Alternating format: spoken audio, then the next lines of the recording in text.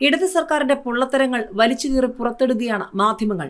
വികസന നേട്ടം അറിയിക്കാനായി സർക്കാർ പാഴാക്കിയത് കോടികളെന്നും 7 പരിപാടികൾക്ക് മാത്രം പൊടിച്ചത് 1.5 കോടിയിലധികം രൂപയെന്നും ജലരേഖയായി കേരളീയം സമഗ്ര റിപ്പോർട്ടെന്ന വാർത്തകളുമായി മാധ്യമങ്ങൾ വന്നതിന് പിന്നാലെ സോഷ്യൽ മീഡിയയിലും ചർച്ചകൾ കൊഴുക്കുകയാണ്.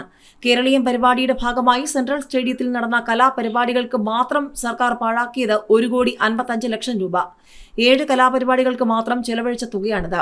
കേരളീയം പരിപാടിയുടെ ഉദ്ഘാടന സമാപന സമ്മേളനങ്ങൾ നടന്ന സ്റ്റേഡിയത്തിൽ 7 ദിവസവും കലാപരിപാടികൾ അരങ്ങേറിയിരുന്നു.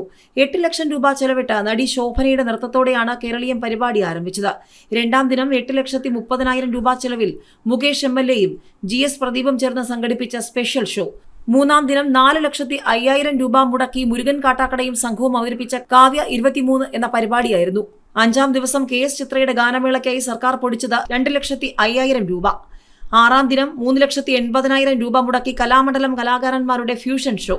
7ാം ദിനം 1,19,000 രൂപ ചെലവിൽ സ്റ്റീഫൻ ദേവസിയും മട്ടന്നൂർ ശങ്കരൻകുട്ടിയും ചേർന്നൊരുക്കിയ പരിപാടിയും കേരളത്തിന്റെ വികസന നേട്ടം അറിയിക്കുന്ന വേദിയിൽ നടന്നു.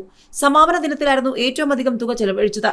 സംഗീത സംവിധായകൻ M. ജയചന്ദ്രന്റെ നേതൃത്വത്തിൽ നടത്തിയ ജയം ഷോയ്ക്ക് മുടക്കിയത് 9,90,000 രൂപയാണ്. ചെലവിനുള്ള പരമാവധി തുക സ്പോൺസർമാരെ കണ്ടെത്തി സംഘടിപ്പിക്കുമെന്നായിരുന്നു സർക്കാർ അറിയിച്ചിരുന്നത്. എന്നാൽ കേരളീയം അവസാനിച്ചിട്ട് മാസങ്ങൾ പിന്നിട്ടിട്ടും ഈ വിവരങ്ങൾ കാണാമറയത്ത് തന്നെയാണ്. സ്പോൺസർമാർ ആരൊക്കെയാണെന്നും എത്ര തുകയാണ് ചെലവഴിച്ചതെന്നും എന്തിനു വേണ്ടിയാണ് ചെലവഴിച്ചതെന്നും ഇതുവരെ സർക്കാർ വ്യക്തമാക്കിയിട്ടുമില്ല. കേരളീയത്തിന്റെ സമഗ്ര റിപ്പോർട്ട് 2 ആഴ്ചയ്ക്കകം പുറത്തിറക്കുമെന്ന് പറഞ്ഞിരുന്നുവെങ്കിലും ജലരേഖയായി.